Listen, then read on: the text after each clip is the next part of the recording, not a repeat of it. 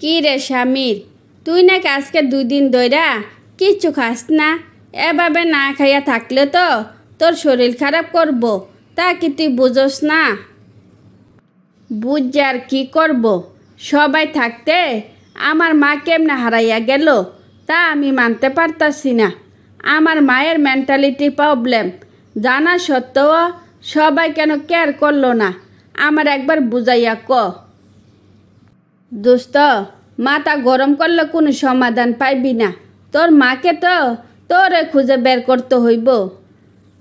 শুন, আমার বউরা 1000বার বুঝাইছি যে আমার বাবার আর আমার দাদির অত্যাচারে আমার মা পাগল হইয়া গেছে।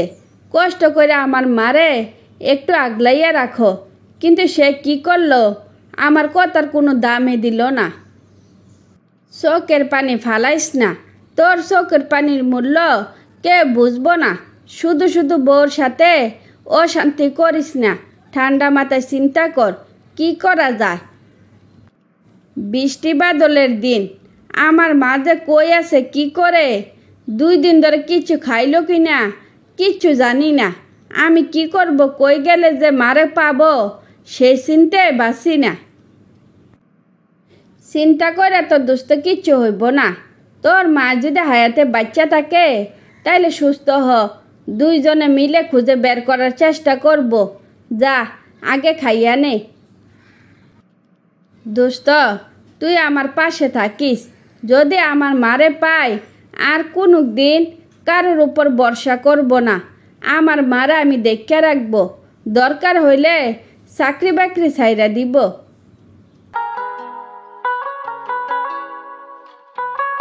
কি ব্যাপার, তুমি কি আর চাকরি বাকরি করবা না? তোমার চাকরিটা চলে গেলে আমরা খাবো কি?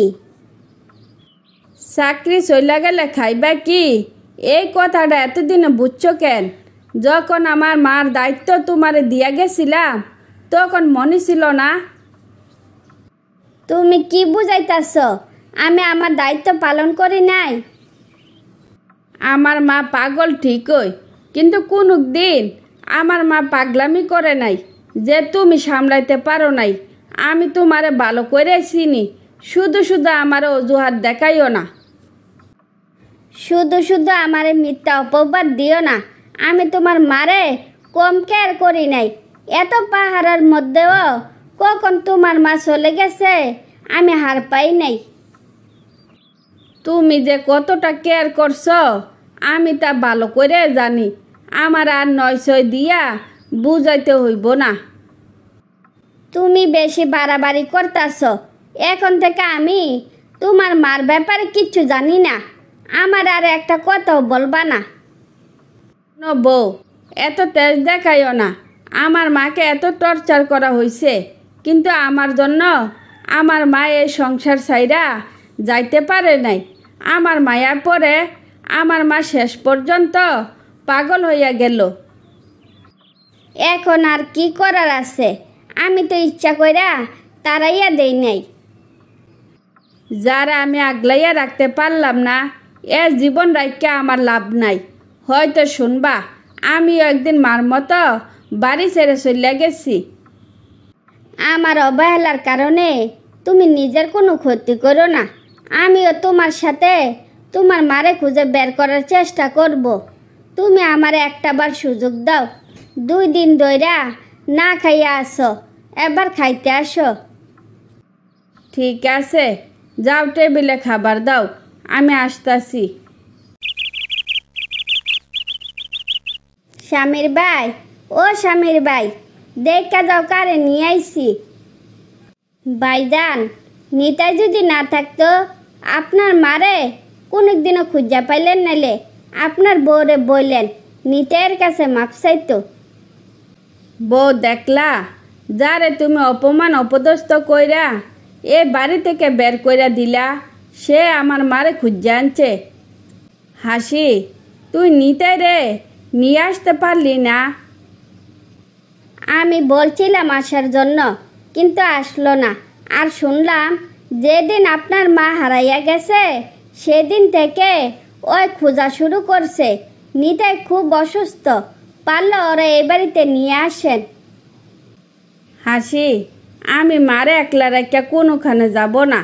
তুই আমার বউরে নিয়ে যা, তোরা যেমনে পারস ওরে বুঝাইয়া নিয়ে আসবি। আমি মারে গোসল করাইয়া আগে ভাত খাওয়াইতেছি। কি ব্যাপার, ডাক্তার কি বললো তা তো আমার জানাইলে না। ডাক্তার আশ্বাস দিছে মা সুস্থ হওয়ার সম্ভাবনা আছে, তো আমাদেরকে বেশি বেশি কেয়ার করতে হবে, তাইলে যদি মা সুস্থ হয়। নিরাশ হইও না, যা করার দরকার আমরা তা করব। চেষ্টা করতে তো আমাদের কোনো অসুবিধা নাই। আমি সুখে দুঃখে তোমাদের পাশে থাকব। জানি না আমার মা সুস্থ হয়ে আমার সাথে আর কোনো দিন কথা বলবে কি না, কিন্তু তোমার আশ্বাস পেয়ে মনে অনেক শান্তি ও সাহস পাইলাম। তুমি তোমার মাকে যে পরিমাণ ভালোবাসো, তোমার পাশে না থাকিয়া কি কোনো উপায় আছে? আজকে আমারও অনেক খুশি লাগতেছে। আমি সারা জীবন তোমাদের পাশে থাকতে চাই। তারপর সবাই বাকি জীবন হাসি খুশিতে কাটাতে লাগলো।